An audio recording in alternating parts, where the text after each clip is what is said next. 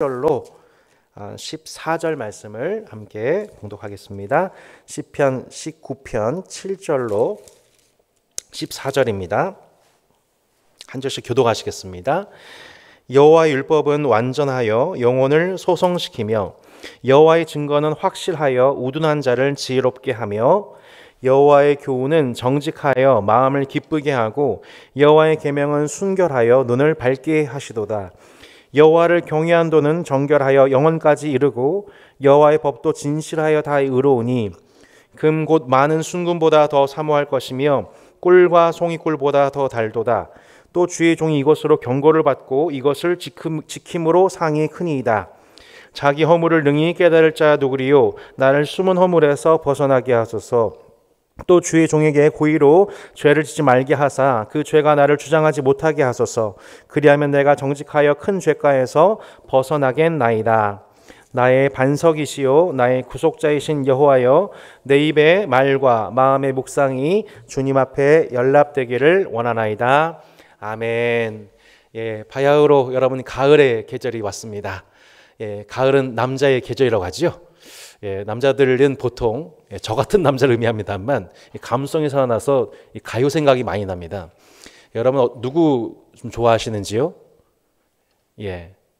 가수하면 누구 좋아하시는지요? 저는 이제 가을쯤 되면 항상 이문세 씨, 조용필 씨, 그리고 요즘은 성시경 씨가 생각이 납니다. 자, 이와 같이 우리 이 대중가요라고 하는 것은 사실은 인류 보편적으로 또 시대를 막론하고 주어졌던 것들인데, 대표적인 게 아마 고려가요가 있을 것입니다. 고려가요. 고려시대 때도 이 가요가 있었었죠. 선비들이나 혹은 민중들에 의해서 그들의 인생의 여러 가지 설움이나 에피소드를 담아서 그것을 노래했습니다. 뭐 대표적인 게 우리 문학 공부하셨을 때 어떤 게 기억나시나요? 네. 공부 안 하셨나요? 공부 안 했어요, 하셨네. 한림별곡 기억나세요? 한림별곡. 뭐 고려시대 선비들이 이 한림에서 은둔생활 하는 중에 불렀던 노래, 뭐 한림별곡, 또 뭐 관동별곡, 또 청산별곡. 살얼이랐다, 살얼이랐다, 청산에 살얼이랐다. 나는 자연이다인가요? 하여튼 이제 그런 노래들 있었었고, 또 생각해 보면 대표적인 게 또 하여가가 있죠, 하여가. 조선 우리 말기가 이제 조선 시대가 처음 이제 태동될 때에 그 태조 이성계의 아들이었던 이방원이 고려 시대의 충신이었던 정몽주에 가서 노래를 부릅니다. 이런들 어떠하며 저런들 어떠하려 하면서 이제 그때 불렀던 노래가 하여가잖아요. 그 노래를 시간이 한참 흘러 서태지가 이제 하여가를 이렇게 불렀던 거 아시죠? 근데 그것에 대해서 또 정몽주가 단심가 이렇게 부르잖아요. 그래서 이 몸이 죽고 죽어 100번 고쳐주고 백골이 진토되어 넋이라도 있고 없고, 이거 기억나시죠? 그런 식으로 불렀던 노래들이 이제 고려 가요들인데, 그 고려 가요가 나중에 조선 시대 때 이것이 정식으로 문헌화되어서 그 사료가 보관이 되어서 지금까지 저희도 이것이 공부되어지고 또 암송되어지지 않습니까? 마치 오늘 우리가 보게 되는 시편의 말씀이 그와 같습니다. 이스라엘의 전체 역사 속에서 특별히 모세의 시대, 모세의 시편, 모세의 시에서부터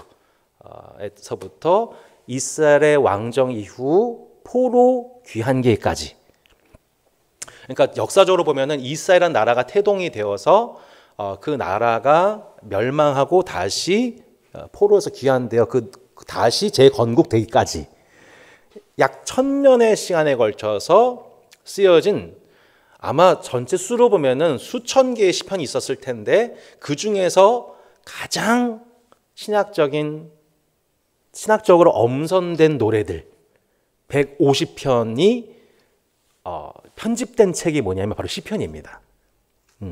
그래서 오늘 이 시편을 원래는 제가 땅에서 부르는 하늘의 노래라는 주제로 연구를 하다가 어제 온종일 계속 말씀을 연구하면서 시편을 이렇게 그 주제를 가지고 보기보다는 시편 5권 통째로 맛보기라는 주제로 말씀을 봐야겠다고 생각이 좀 조정이 되었습니다. 우리 보시면 하나하나 차근차근 보도록 할 텐데요. 먼저 시편이라고 한 뜻은 셰페르 테힐림이라고 해서 찬양의 책이라고 나와 있습니다.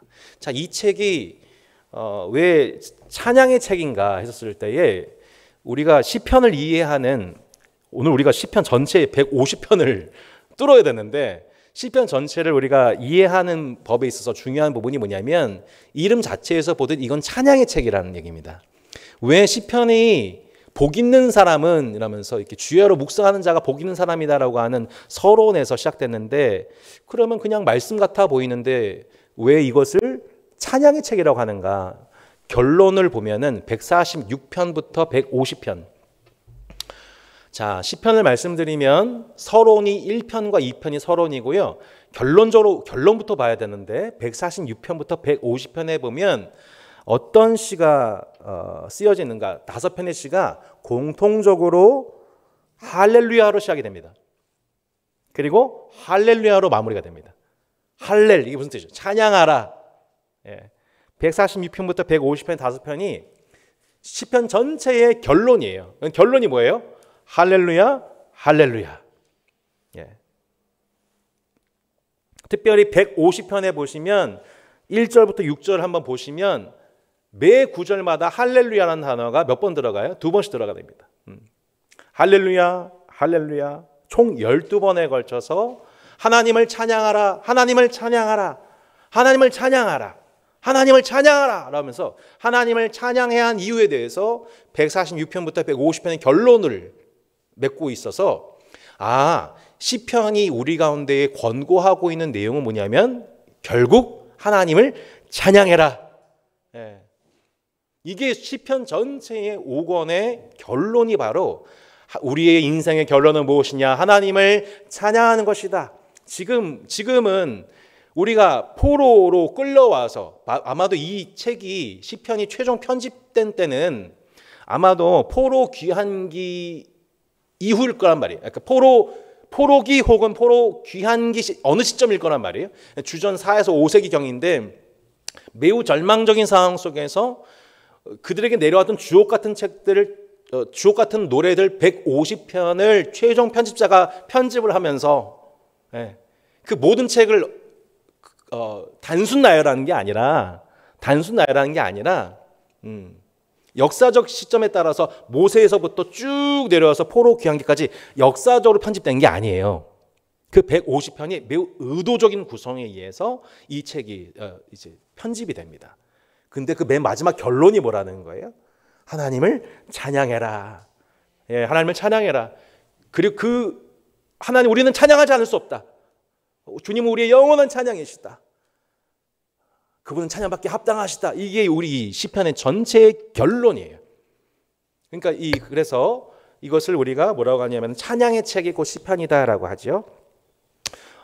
우리 70인형에 보면 풀살모이라고 번역이 됐는데 시라는 뜻입니다.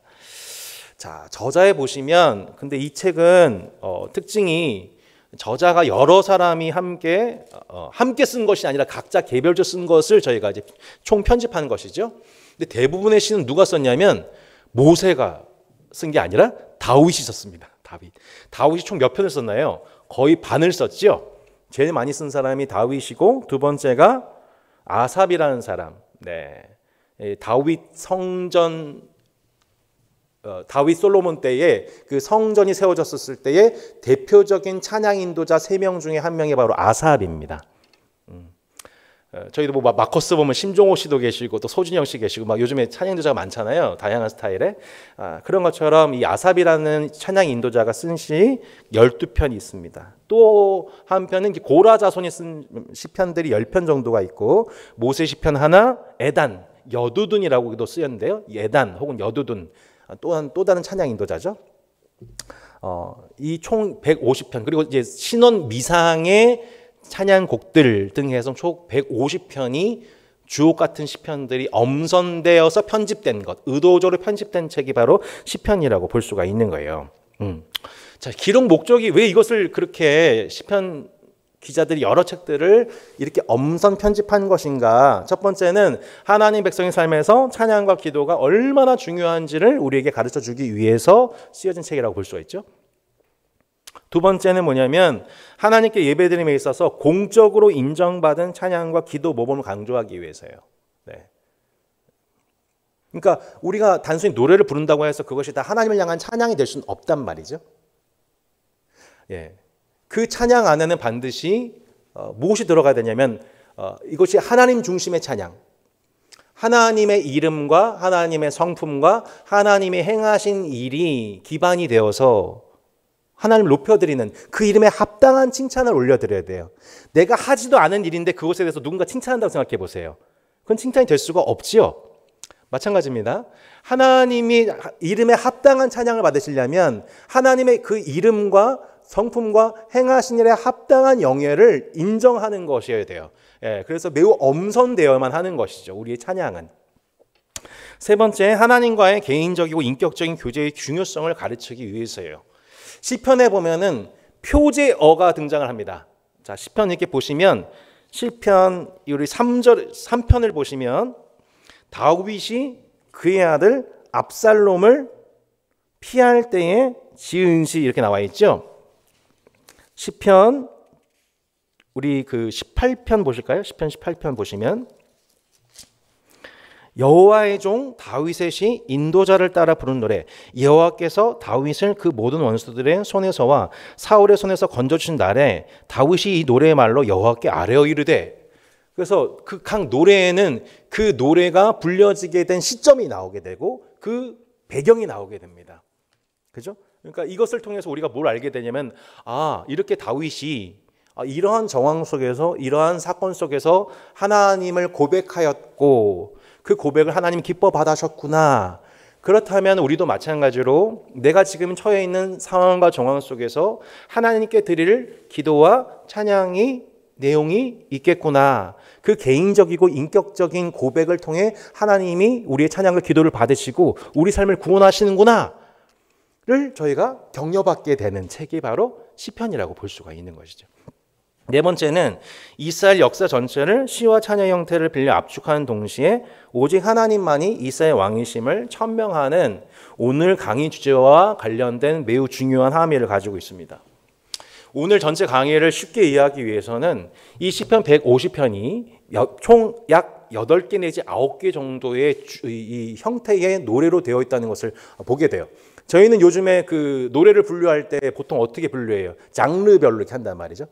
발라드, 락, 그다음에 헤비메탈, 뭐 또 뭐가 있어요? 힙합, R&B, 뭐 여러 가지 이런 장르가 있듯이 시편에도 보면은 여러 장르들이 이렇게 있습니다. 대표적인 게 뭐냐면 첫 번째는 찬양시입니다. 찬양시.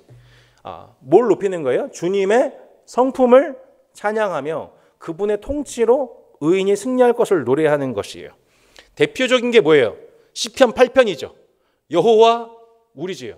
여호와 우리 주여 주의 이름이 온 땅에 어찌 그리 아름다운지요. 하나님의 이름과 하나님의 통치, 그 나라의 아름다움을 표현하는 것, 이걸 뭐라 찬양시라고 합니다.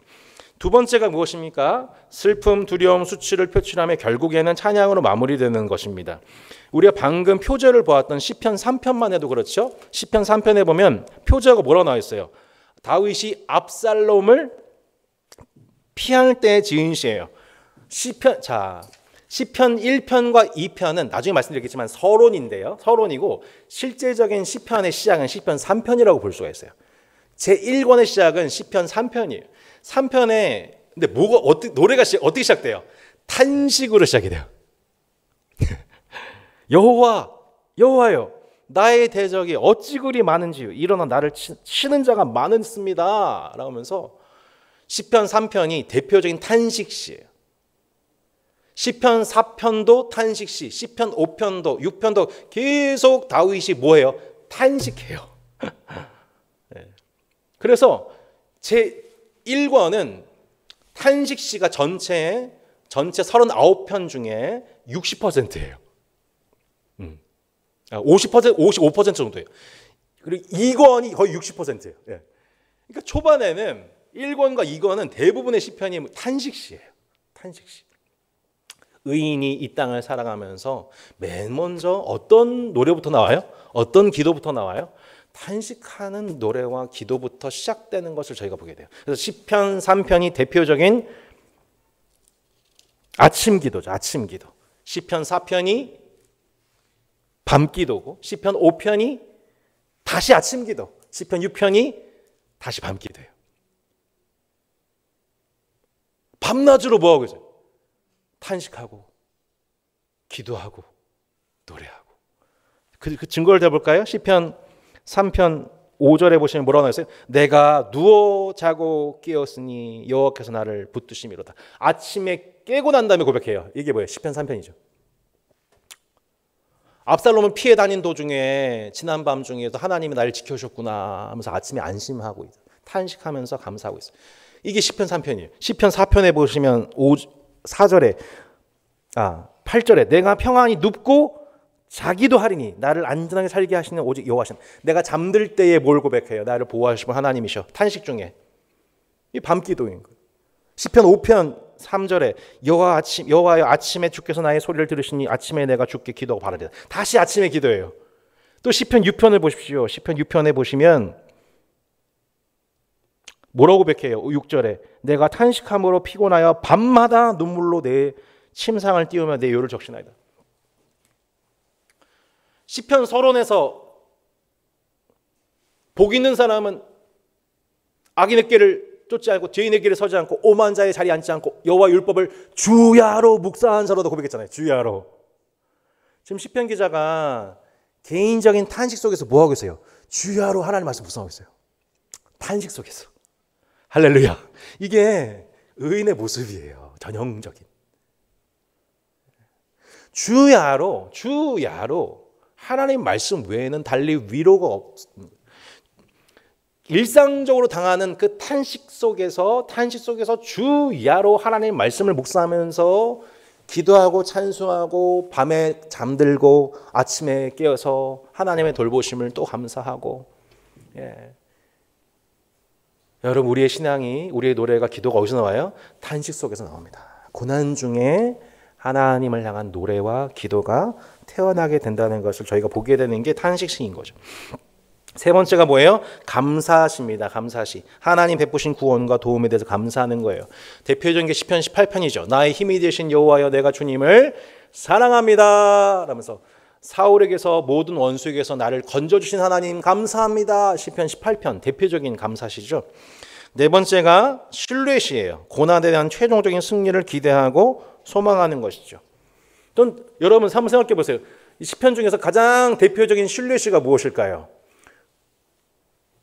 여러분 제일 좋아하신 시편. 여호와는 나의 목자시니 내게 부족함이 없으리로다.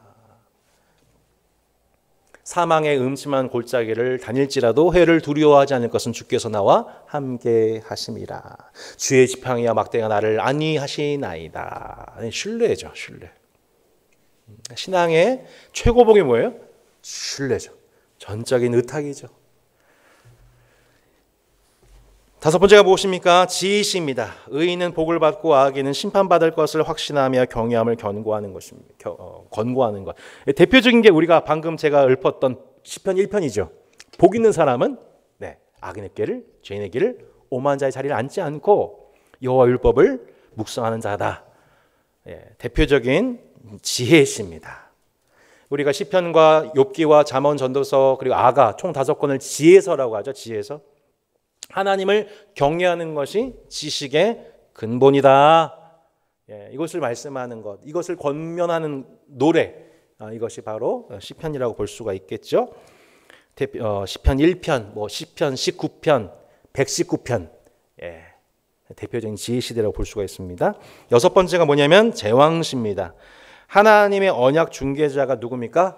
이스라엘의 왕이죠.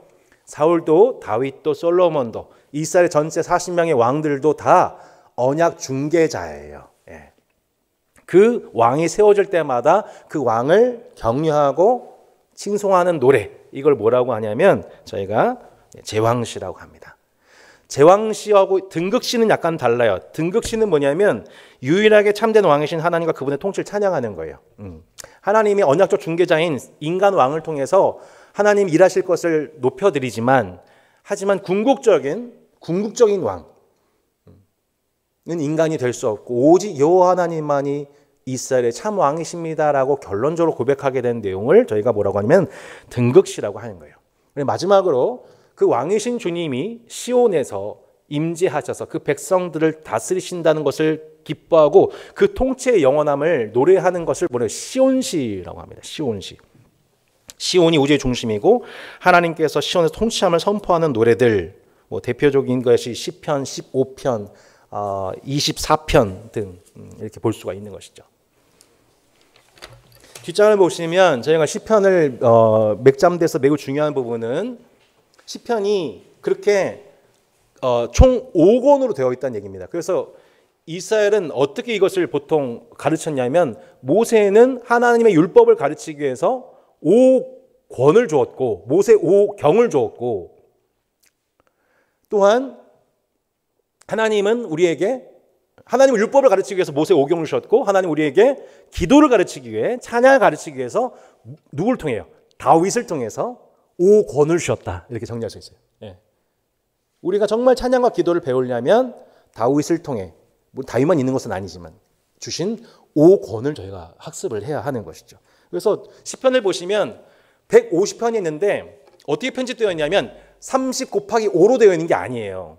이것이 매우 의도적인 편집에 의해서 1편부터 41편을 1권, 42편부터 72편을 2권, 73편부터 89편까지를 3권, 90편부터 106편까지를 4권, 나머지를 5권 이렇게 정리를 합니다. 그래서 이 책이 매우 의도적으로 편집됐다는 것을 눈으로 잠깐 확인을 해보시면 각 권마다 끝날 때마다 동일한 반복이 이어지게 됩니다.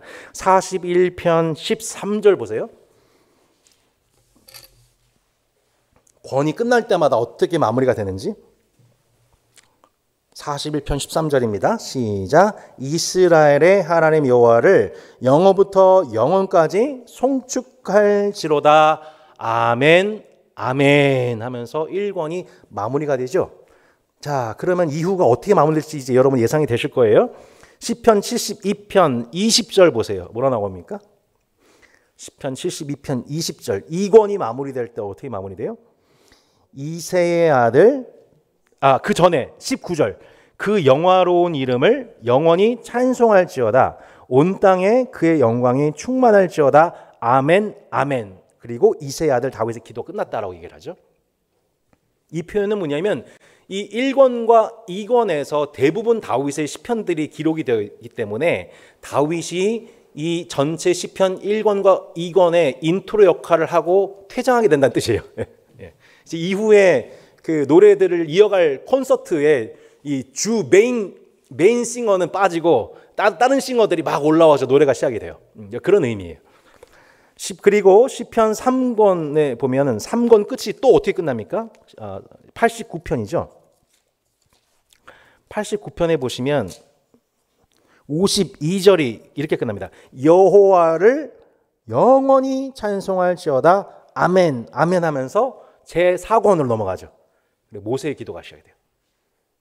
그러니까 이것이 이 책이 그냥 쓰여진 게 아니라 매우 의도적인 편집에 의해서 쓰여졌다는 것을 저희가 보게 되죠. 그러면 여러분 제가 지금 106편 끝 읽을 필요 있어요, 없어요? 이제 믿어주시겠죠? 자, 이제 표제를 보겠습니다. 1편부터 41편의 대부분 표제는 다윗에 관한 에피소드예요. 다윗. 2권은 거기 써있지만 고라, 다윗. 그리고 시편 3권은 다윗의 시편이 거의 등장하지 않고 아삽과 고라 위주입니다. 아삽과 고라. 고라 자손이죠. 좀 이제 더 정확하게 하자면 아삽과 고라 자손이라고 볼 수가 있고요. 네 번째 4권은 없음이라고 나와 있어요. 대부분의 시편들이 신원 미상의 시편 위주로만 되어 있는 게 4권의 특징이에요. 그리고 5권의 특징은 다시 누가 등장하냐면 다시 다윗이 노래가 맨 마지막에 많이 등장을 해요. 아까 퇴장했던 그 가수가 다시 등장해가지고 마지막 이제 노래를 인도하기 시작하는. 그러니까 시편 전체 이렇게 딱 보면은 무슨 콘서트 같아요. 이게 연말의 콘서트 같아가지고 이렇게.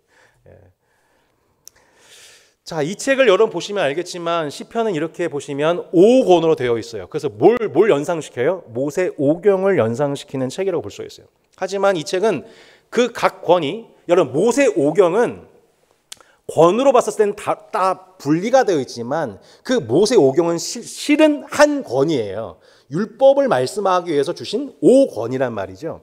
마찬가지로 시편 또한 5권이지만 사실은 전체 맥락 속에서 보면은 하나의 주제를 모아가고 있는 것을 보게 돼요. 아마 한 번도 저희가 시편 150편이 하나로 응축되는 주제를 담고 있다라는 관점 갖고 성경 보신 적은 아마 없을 거예요. 저도 이제 어제 공부하다가 알게 된 부분인데요. 이렇게 우선은 5권과 이걸 연계해 봤었을 때 1권은 창조와 관련되어 있고요. 2권은 구속과 관련되어 있고 3권은 예배와 관련되어 있고 4권은 광야, 연단의 모티브가 있어요. 그리고 마지막 5권은 말씀, 찬양으로 다시 반복이 되죠. 근데 이것은 뭐 아주 딱 부러지게 설명할 수 있는 부분은 아니고 참고 정도 되는 부분이라고 볼 수가 있겠습니다. 자, 우리가 오늘 좀 내용이 많은데 이제는 5권 전체가 어떻게 왜 이것이 한 권의 책으로 봐야 되는지를 제가 핵심적으로 오늘 설명드리도록 하겠습니다. 첫 번째는 아까 말씀드렸지만 시편 1권은 1편부터 시작된 것이 아니라 엄밀히 말하면 시편 3편부터이고 시편 1편과 2편은 시편 전체의 서론에 해당되는 내용이에요. 이 시편 서론을 이해하면 거의 대부분 시편을 이해할 수 있습니다. 시편 1편의 내용이 무엇이냐면 복 있는 사람에 대해서 얘기하고 있습니다. 복 있는 사람. 복 있는 자가 누구냐? 하나님의 말씀을 주야로 묵상하는 자가 복된 자이다. 이거 시편 1편 내용이죠. 그 아슈레라고 하는 복되다라고 하는 단어가 시편 2편에 보면은 계속 대꾸를 이루게 되는 것을 보게 됩니다. 12절에 이렇게 나오죠. 그의 아들에게 입맞추라. 그렇지 아니하면 진노하심으로 너희가 길에서 망하리니 그의 진노가 급하심이라. 여호와께 피하는 모든 사람은 다 복이 있도다. 그래서 히브리 문학 특성상 시편 1편과 2편은 따로 된 두 편이 아니라 대꾸를 이루어서 통일되어 있는 한 편의 시라고 볼 수가 있어요. 그런데 시편 1편에서는 복 있는 사람이 누구냐? 그것은 하나님 말씀을 주야로 묵상한 자로다. 그리고 시편 2편이 뭐냐면 왕의 제왕시예요. 제왕시. 우리 아까 보았죠? 제왕시. 하나님께서 백성들을 복되게 하시기 위해서 세운 왕의 중재자가 누구예요? 바로 왕이죠. 그 왕을 세우시는 왕의 대관식이에요. 6절에 이렇게 나와 있잖아요. 내가 나의 왕을 내 거룩한 산 시온에 세웠다 하시로다. 내가 여호와의 명령을 전하노라. 여호와께서 내게 이르시되 너는 내 아들이라. 오늘 내가 너를 낳았도다. 내게 구하라. 내가 이방 나라를 내 유업으로 주리니 내 소유가 땅까지 이르로다. 물론 우린 결론적으로 이 아들이 신약적으로 예수 그리스도를 의미한다는 것을 알고 있지만 1차적으로 봤었을 때 시편 2편은 왕의 중재자, 하나님의 중재자로서 백성들을 위해 다스릴 자, 곧 이스라엘의 왕들. 대표적인 사람 누굽니까? 다윗을 의미하죠. 다윗. 그 복 있는 자가 한마디로 누구라는 거예요? 다윗이라는 거예요. 다윗. 1차적으로 봤었을 때.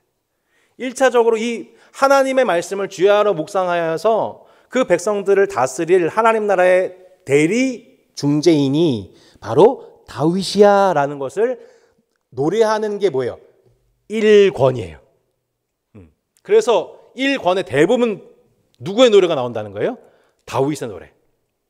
그리고 다윗이 잘 못한 게 아니라 하나님의 율법을 가지고 잘 살아냈던 일들, 곧 사무엘상 중후반, 사무엘하 초반. 그러니까 사무엘상 초반은 사울 얘기잖아요. 사무엘상 중후반은 사울은 천천히요 다윗은 만만이라. 하나님께서 사울을 왕 삼으시고 후회하시고 다윗을 세우셔서 그 다윗이 하나님의 율법대로 순종합니다. 그래서 사울을 하나님 피하셨던 걸 알지만 사울을 죽일 기회가 있음에도 불구하고 죽이지 않아요. 왜요? 하나님의 율법이 금한 바이니까. 그렇게 다윗은 가는 곳곳마다 하나님의 말씀을 의지하고 하나님께 여쭙고 하나님 말씀하신 대로 순종하여서 승승장구하는 내용이 나와요. 그게 뭐예요? 1권의 내용이에요. 다윗이 바로 그 복 있는 자다. 하나님의 율법을 주야로 묵상하며 살아가는 자로다라고 했던 이 시편의 서론에 해당되는 1권의 주인공이 바로 다윗인 거예요. 다윗. 그래서 1편부터 41편에 보면 대부분 다 다윗이 고난과 탄식 속에서 하나님의 말씀을 주야로 묵상하고 그 가운데 지켜 행하여서 영적으로 승승장구하고 하나님의 대리 통치자로서 백성들을 복되게 하는 하나님의 공의와 사랑을 이스라엘 가운데 실현한 왕이, 복 있는 자가 다윗이다. 이거를 노래하는 내용이 뭐예요? 바로 1권인 거예요. 1권. 자, 1권의 이 내용을 보면 그 광의한 2번에 보시면 시편 1권 3편부터 41편에 관한 박스가 나오죠. 시편 제 1권은 이렇게 또 네 파트로 나눠지게 돼요. 3에서 14, 15에서 24, 25에서 34 이렇게 나오게 됩니다. 근데 그 중에서 우리가 볼 부분이 뭐냐면 15에서 24편의 내용이에요.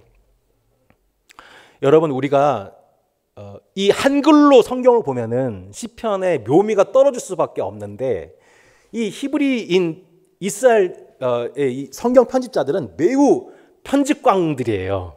그래서 편집을 할 때 의도가 없이 배열하는 법은 하나도 없어요. 근데 이걸 우리는 지금 잘 모르지만 이 15에서 24편을 보면은 이것도 묘한 대꾸를 이루고 있는 것을 저희가 확인하게 돼요. 아까 저희가 시편에 장르들이 있다고 말씀드렸죠?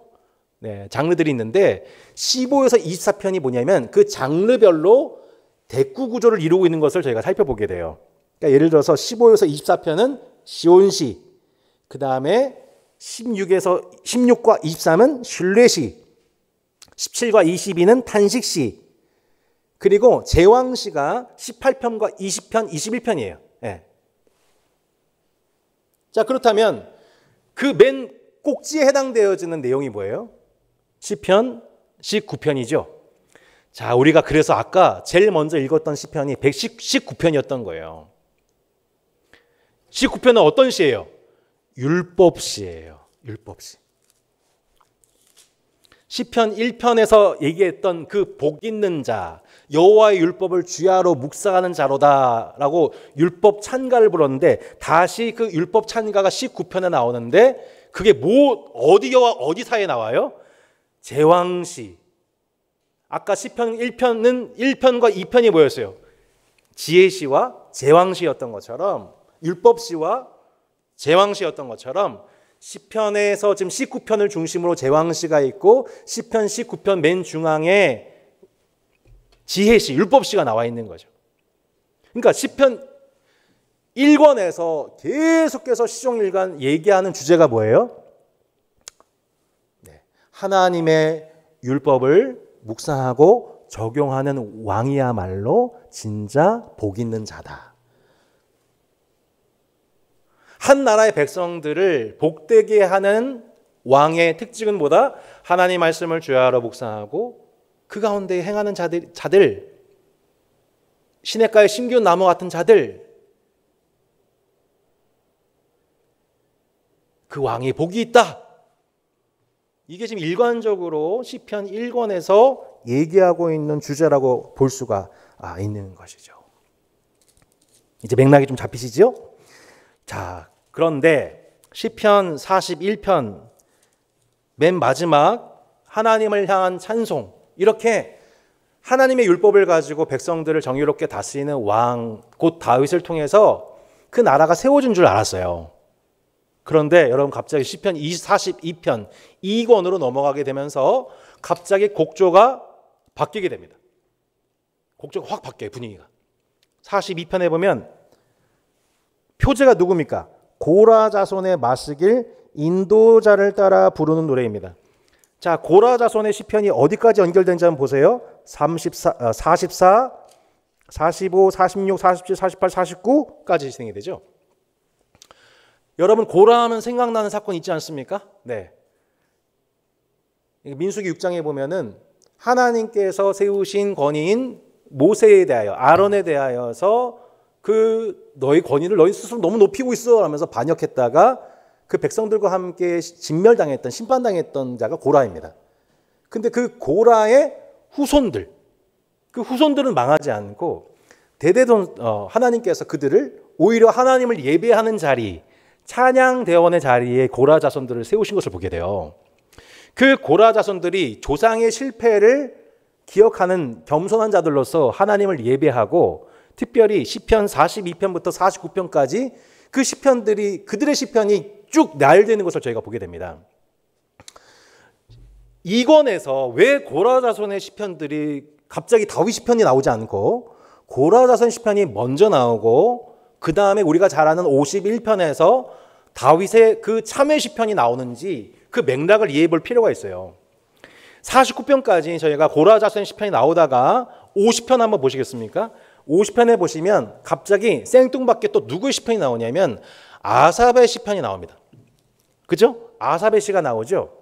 근데 아삽의 시는 2권에서는 딱 한 군데밖에 나오지 않고 3권에서 아삽의 시편이 11편이 쭉 나와요. 이것도 좀 생뚱맞은 편집이에요. 그냥 아삽은 아삽끼리 모아놓고 고라는 고라끼리 모아놓고, 그죠? 다윗은 다윗끼리 이렇게 몰아놓으면 애창곡 찾기 쉬울 텐데 갑자기 2권에서 말하고 있는 무언가가 있어요. 그게 뭐예요? 시편 50편 23절이에요. 감사로 제사를 드리는 자가 나를 영화롭게 하나니 그의 행위를 옳게 하는 자에게 내가 하나님의 구원을 보이라 하면서 헛된 예배, 헛된 제사를 드리는 자들, 헛된 제사를 드리고 하나님 앞에 범죄함에도 불구하고 회개하지 않는 자들 향하여서 아삽이라고 하는 찬양 인도자가 제사와 예배와 종교에 가려진 그들의 위선을 꾸짖는 죄악에 대해서 꾸짖는 내용이 시편 50편 맨 마지막에 나와요. 자, 문제. 이건 센스입니다. 왜 이 50편 23절이 등장하는 걸까요? 이때. 그렇죠. 시편 51편 때문에 그런 겁니다. 시편 51편이 뭐예요? 표지 읽어보세요. 다윗이 밧세바와 동침한 후 선지자 나단이 그에게 왔을 때 부른 시죠. 예. 그냥 편집된 게 아니라 뭐예요? 예. 선지자 나단이 와가지고 다윗의 간음, 살인, 거짓 예배, 그 거짓 예배에 대해서 다윗이 통의한 내용을 한번 보세요. 16절. 주께서는 뭘 기뻐하지 않으세요? 뭘 기뻐하지 않으세요, 여러분? 제사를 기뻐하지 아니하시나니 그렇지 아니하면 내가 드렸을 것이라. 주는 번제를 기뻐하지 아니하시나이다. 하나님께서 구하신 제사는 같이 읽어보겠습니다. 상한 심령이라 하나님이여 상하고 통회하는 마음을 주께서 멸시하지 아니하시로다. 29절. 그때 주께서 의로운 제사와 번제와 온전한 번제를 기뻐하시니 그때 그들이 수소를 주의 제단에 드리리라. 시편 50편과 51편이 주제적으로 연결이 되고 있는 것을 보게 되죠. 그냥 편집된 게 아니라 그렇게 삶은 하나님을 경외하지 않고 범죄하고 있으면서 하나님 앞에 나와서 뻔뻔하게 예배를 드리는 모습에 대해서 회개하지 않는 것을 책망하는 아삽의 시, 나단을 생각나게 하는 사람이죠. 아삽의 시와 그것에 대해서 반응하고 있는 누구예요? 다윗. 이게 지금 이권의 주 내용인 거예요. 마찬가지죠. 고라 자손들 또한 윗선세대가 고라가 하나님 앞에 범죄했으나 그들이 회개하고 이제 하나님을 섬기는 찬양대원들이 됩니다. 하나님을 기억한 자들이 되는 거예요.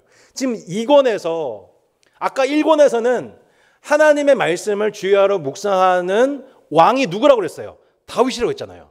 근데 2권은 바뀌어요. 다윗이 범죄자네? 그래서 10편 52편 보세요. 누가 등장해요 다시?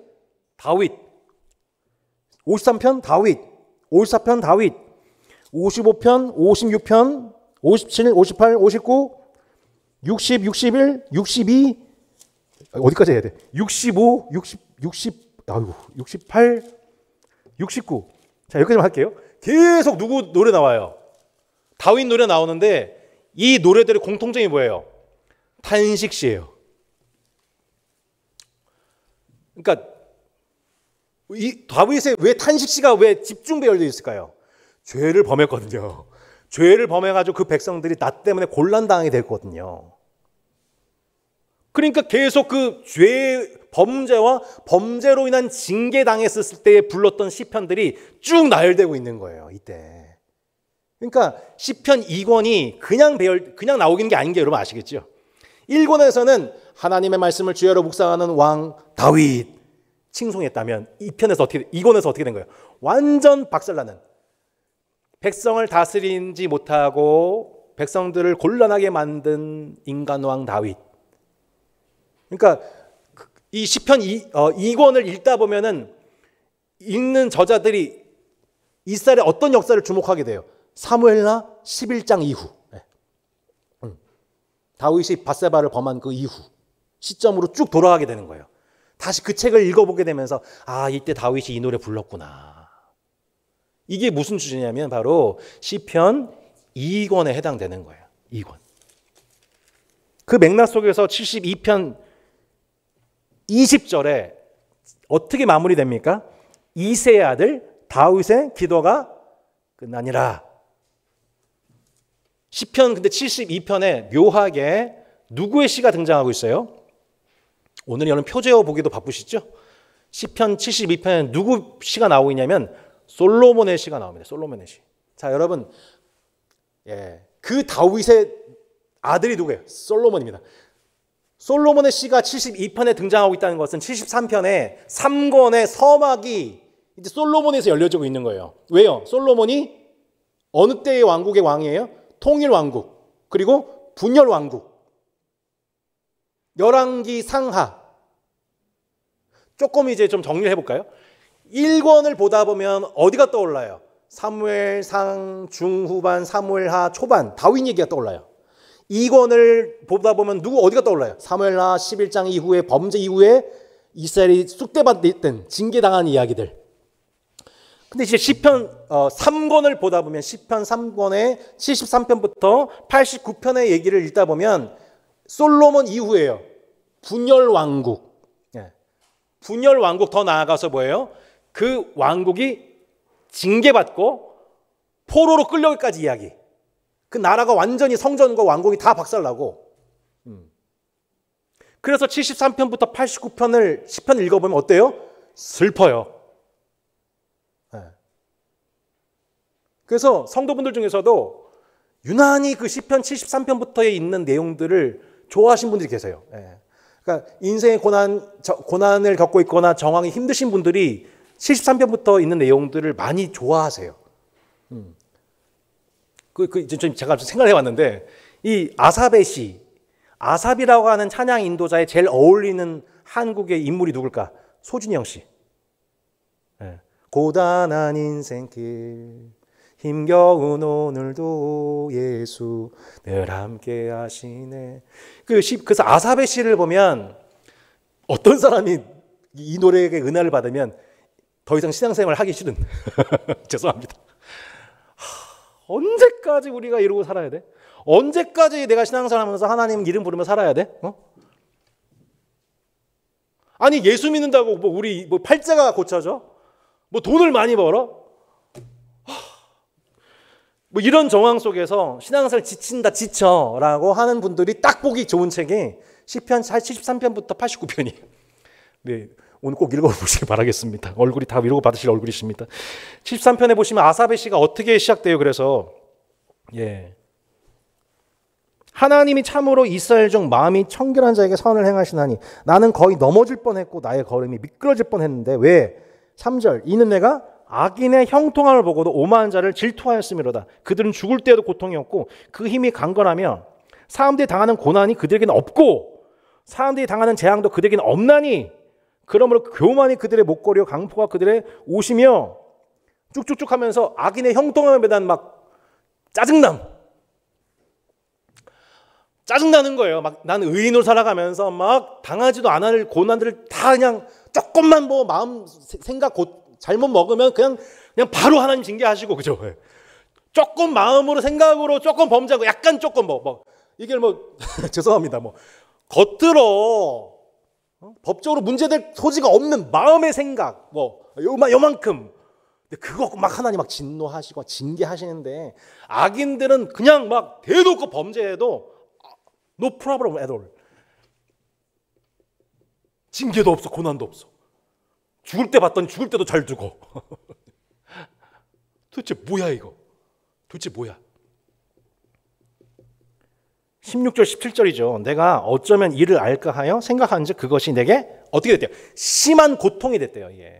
이게 여러분 우리도 겪는 고통이 이거 아니에요? 심한 고통이 뭐냐면 왜 의인은 하나님 말씀대로 순종하는데도 이런 고난 중에 살아가고 악인들은 하나님을 전혀 모르고 대놓고 폐역하고 살아가는데 왜 저들은 하나님이 아무런 간섭도 안 하시냐 이거죠.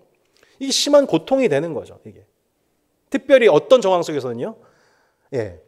열왕기의 정황 속에서 열왕기를 생각해 보세요. 이스라엘 백성들 어떻게 됩니까?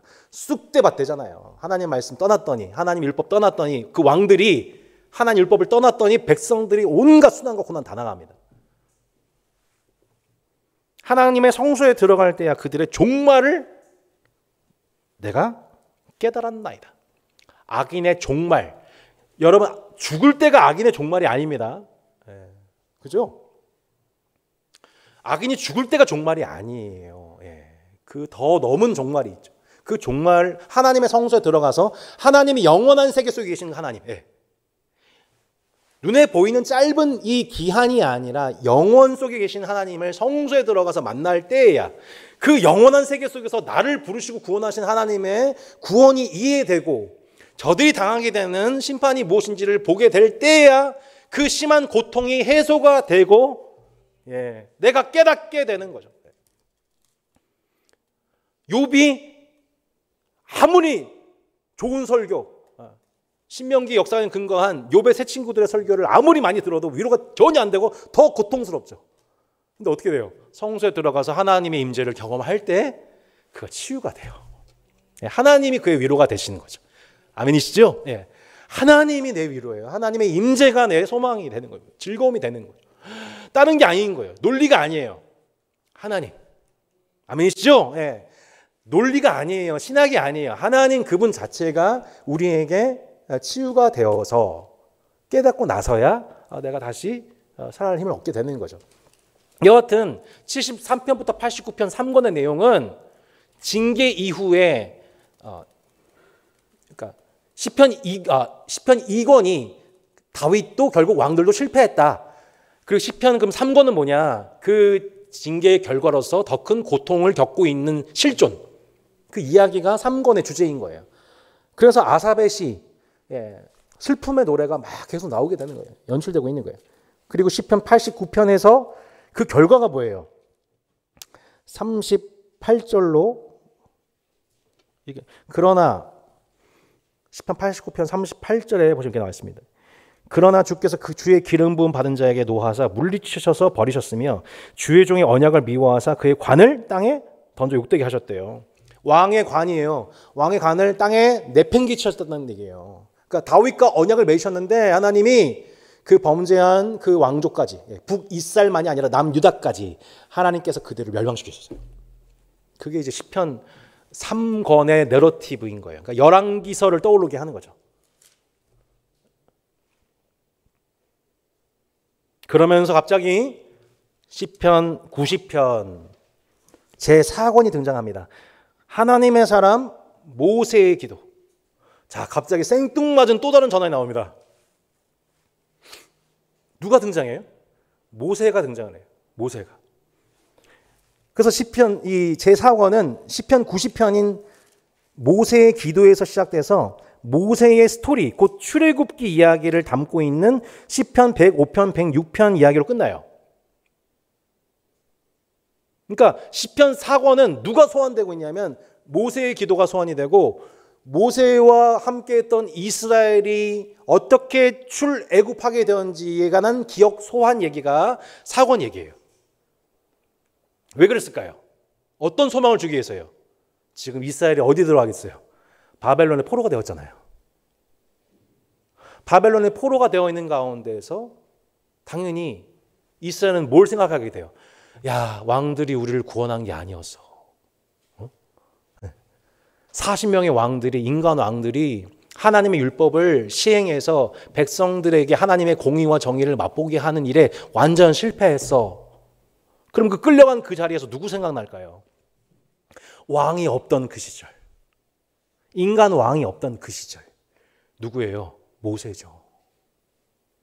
그때 우린 왕이 없었어. 하지만 하나님은 세상의 왕으로부터 우리를 구원하시는 진짜 왕이 되어오셨어.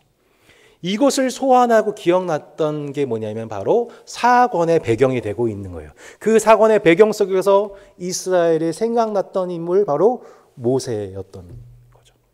그래서 시편 90편이 그 모세의 기도로 시작이 되는 거예요. 모세의 기도로. 그 유명한 기도죠. 시편 우리 그 90편 10절에 우리의 9절 우리의 모든 날이 주의 분노 중에 지나가며 우리의 평생이 순식간에 다하였나이다. 우리의 연수가 70이요 강건하면 80이라도 그 연수의 자랑은 수고와 슬픔뿐이요 신속히 가니 우리가 날아가나이다. 누가 주의 노염의 능력을 알며 누가 주의 진노의 두려움을 알리까. 우리에게 우리날 계수함을 가르쳐서 지혜로운 마음을 얻게 하소서. 뭐예요? 지혜로운 마음을 얻게 하소서. 이게 뭐예요? 시편을 포함한 지혜서가 우리에게 가르쳐주고 싶어 하는 거잖아요. 지혜로운 마음이 있어야 된다고. 우리에게 하나님의 지식을 넘어서 지혜로운 마음. 여호와여 돌아오소서. 언제까지니까 주의 종들을 불쌍히 여기소서. 아침에 주의 인자하심이 우리를 만족하게 하사 우리를 일생 동안 즐겁게 기쁘게 해주세요 라고 하는 이 모세의 기도가 누구에게 가장 큰 위로가 되었겠어요? 예. 지금 포로가 되어서 바벨론에서 포로 생활하면서 있어서 도대체 우리는 하나님 백성인데 왜 이곳에 있는 거야? 이 시간은 어떤 의미가 있는 거야? 하나님, 우리의 인생이 이렇게 허망하게 날아갈 수 없습니다. 하나님, 우리에게 의미 있는 삶을 회복시켜 주세요. 우리날 계수함을 가르쳐서 지혜로운 마음을 얻게 해주세요. 이 기도가 이제 포로기 된 이스라엘 백성들이 간절하게 부를 수밖에 없었던 게 되는 것이죠. 그것이 이제 시편 4편의 내용인 것입니다. 그래서 시편 맨 마지막 시편 106편에 보면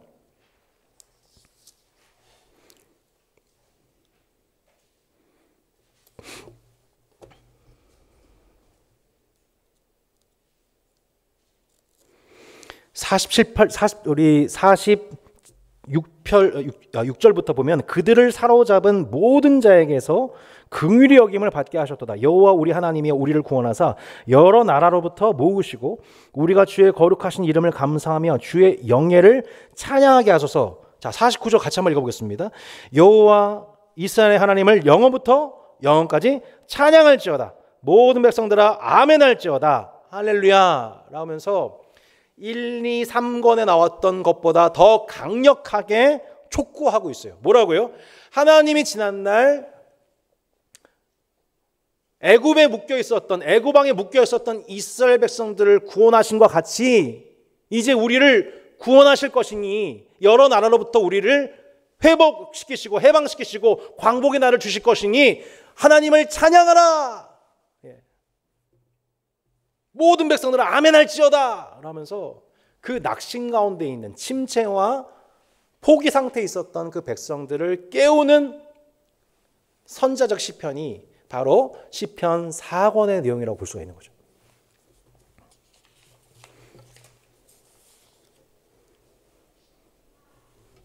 그렇다면 여러분, 이제 결론이지만 시편 5권은 자연스럽게 역사적인 기술에 따라서 봤었을 때 이제 어느 시점에 노래에 해당될까요?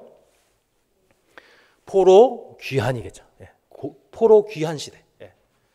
이것은 우리에게서 너무나도 동일 감정을 느끼게 하는 시편들이에요. 왜냐? 우리는 실제 경험했고 광복의 은혜를 경험했거든요. 그래서 시편 107편부터 145편까지 이게 이제 5권이고 그 다음에 146편부터 150편이 결론에 해당되게 되는 거죠. 놀랍게도 여러분 1권과 2권에서는 가장 많은 비율이 높았던 시편이 뭐예요? 탄식시입니다. 탄식시. 여호와여 어느 때까지니까? 어느 때까지 주의 얼굴을 숨기시겠나이까? 이 내용인데 이 맨 마지막 시편 5권은 어떤 시가 가장 많냐면 압도적으로 찬양시가 많죠. 찬양시가.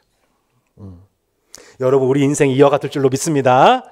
네, 갑자기 너무 설교하고 싶어요, 그죠? 예, 이렇게.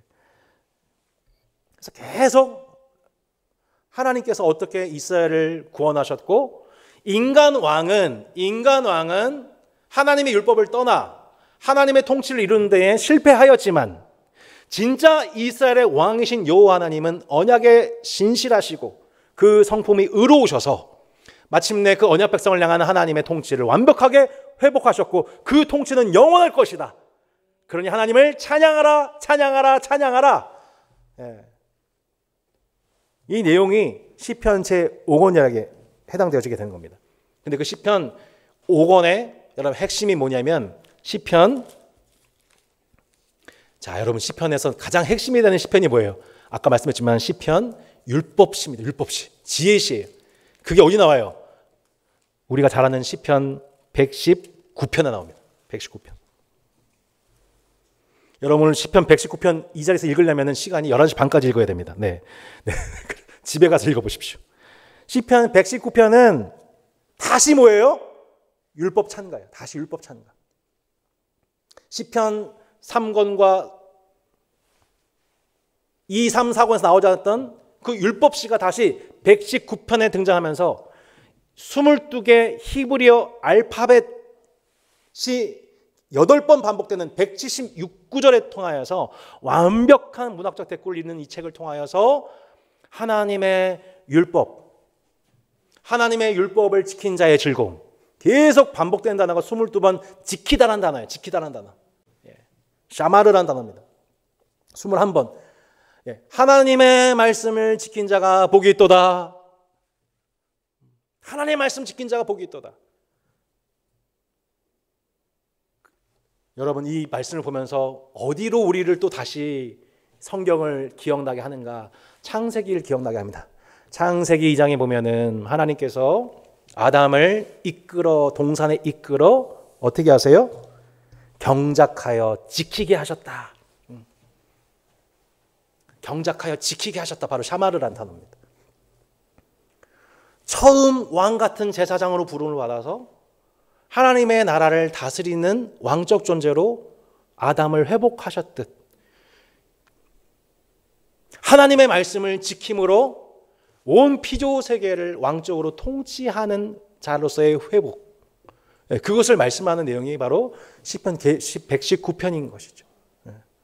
점점점 하나님의 종이 하나님의 말씀을 이해하는 폭이 1편, 19편, 119편을 가면 갈수록 하나님의 말씀에 순종하는 그의 세밀함과 그의 강도와 열정이 점점 더해지는 것을 보게 돼요. 여러분, 이 말씀의 종이 누구예요? 바로 예수 그리스도이십니다.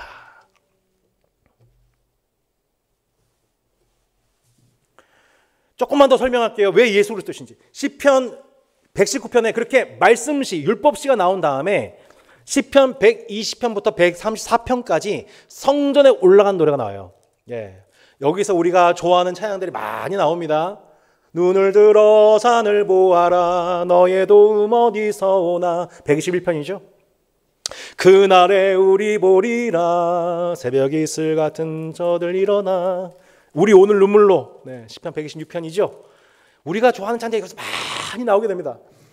성전에 올라간 노래 120부터 134편 총 15편을 통하여서 이 율법시와 성전에 올라간 노래가 연달아 나오게 되면서 우리 가운데 주는 메시지가 뭐냐면, 결국 하나님의 성전에서 직접적인 하나님의 임재를 경험하며 그 피조 세계를 통치하고 다스릴 자는 하나님의 율법을 사랑하는 진정한 왕이다 라는 것을 얘기하면서 시편 5권의 결론이 어디를 향하고 있냐면, 그 진짜 왕이 누구냐 이거예요.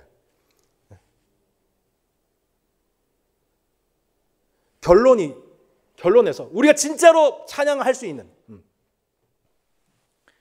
우리 그 146편부터 150편의 시편의 결론, 146편 개인적인 찬양, 147편 공동체적인 찬양, 148편 피조 세계를 향한 찬양, 149편 이스라엘과 시온을 향한 찬양, 150편 호흡 있는 모든 자들의 여호와를 찬양. 계속해서 너희 찬양, 마땅히 찬양해야 될 그 범주를 확대하면서 진짜 우리가 하나님을 찬양할 대상으로서 확신하면서 노래하게 되는 그 이유는 뭐냐면 하나님의 말씀을 가지고 그 백성들을 통치하시는 진짜 왕이 이 땅에 오시기 때문이다 라는 것을 보여주는 책이 뭐예요? 시편인 거예요. 그 결론이 뭐냐면 누가복음이나 이제 맨 마지막인데요. 누가복음 24장에 누가복음 24장 44절.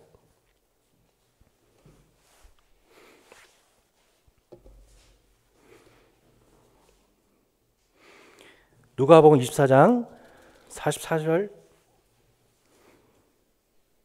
같이 한번 읽어보겠습니다.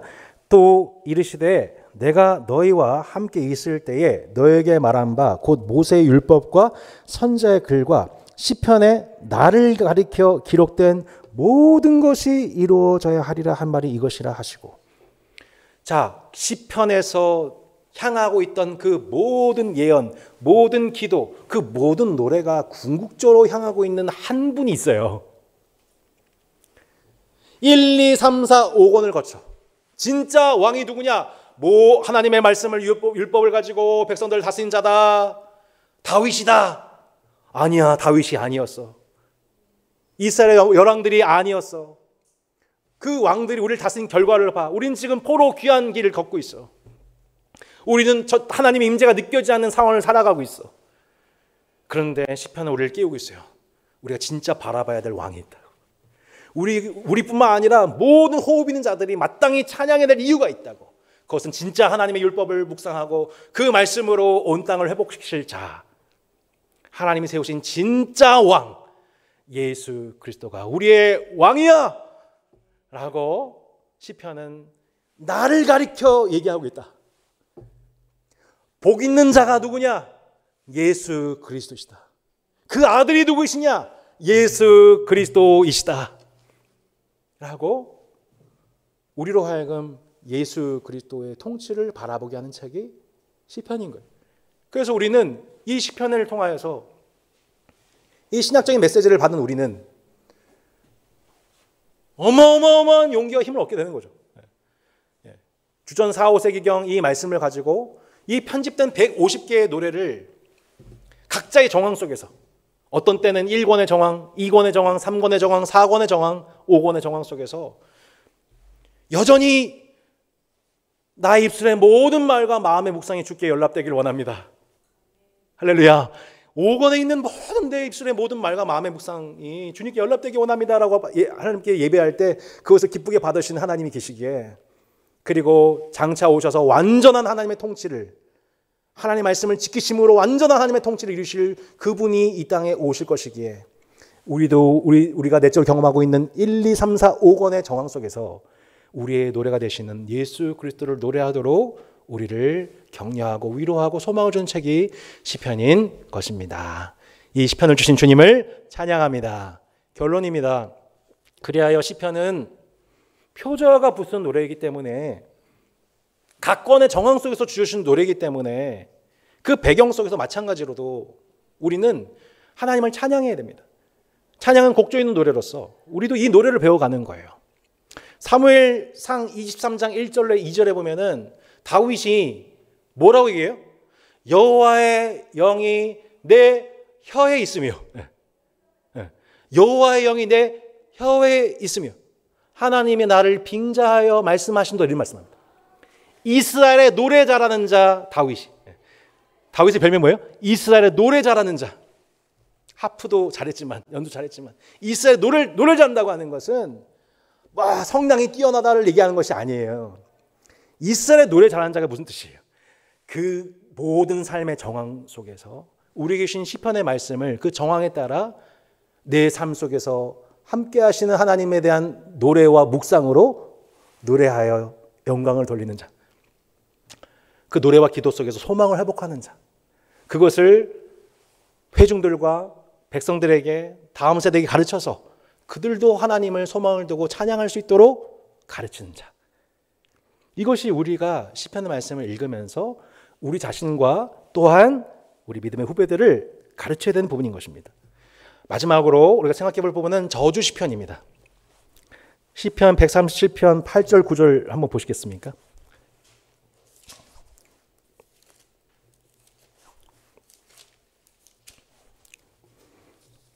(137편) 8절 9절에 이렇게 나와 있습니다.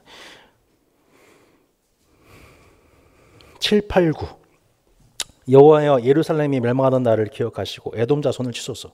그들의 말이 헐어버리라 헐어버리라 그 기초까지 헐어버리라 하였나이다. 멸망할 날 바벨론아 내가 우리에게 행한 대로 내게 갚는 자가 복이 있으려다. 내 어린 것들을 바위에 메어친 자는 복이 있으려다. 와 세상에 지금 이게 지금 하나님의 백성으로서 할 기도인지 싶을 정도로 정말 잔인한 저주 시편들이 시편 여기만 등장하는 것이 아니라 곳곳에 등장한 것을 보게 됩니다. 우리 이 말씀 당장 보게 되면은 예수님이 하셨던 말씀이 또 떠올라요. 원수를 미워하지 말고 도리어 사랑하라. 저주하지 말고 축복하라는 말씀과 정면 충돌된 듯한 것을 보게 됩니다. 어떻게 우리가 이것을 해석해야 될까요? 우리가 생각해 볼 부분은 이런 겁니다. 첫 번째, 우리 가운데 있는 분노의 감정을 사람에게 바로 쏟는 것이 아니라 하나님께 그것을 쏟는 것이 필요하다. 우리의 솔직한 감정을 하나님이 이해하신다는 걸 믿고 아버지 되신 하나님 앞에 우리의 솔직한 감정을 토로하는 것 성경적이다. 그거를 사람에게 쏟는 것보다 훨씬 더 지혜로운 일이다. 그리고 그 감정이 단순한 사적 감정을 넘어 그러니까 내 죄악으로 인한 사적 감정인지 아니면 이것이 신학적이고 역사적인 측면에서 공분인지 의로운 분노인지를 살펴볼 필요가 있다. 또한 하나님의 세계를 침범하고 있는 악과의 투쟁 속에서 우리 속에 얼마든지 이러한 분노와 아픔이 생길 수가 있기에 이것들까지도 하나님께 다 쏟아놓을 것을 시편은 그 정황 속에서 우리를 위로하고 있고 아마도 이 시편의 저주 기도를 드리는 신자들은 그 기도를 통해 궁극적으로는 예수님이 가르쳐 주신 산상순회까지 이르게 되는 과정으로서 저는 이해하고 있습니다. 여러분 참고가 되시면 좋겠습니다.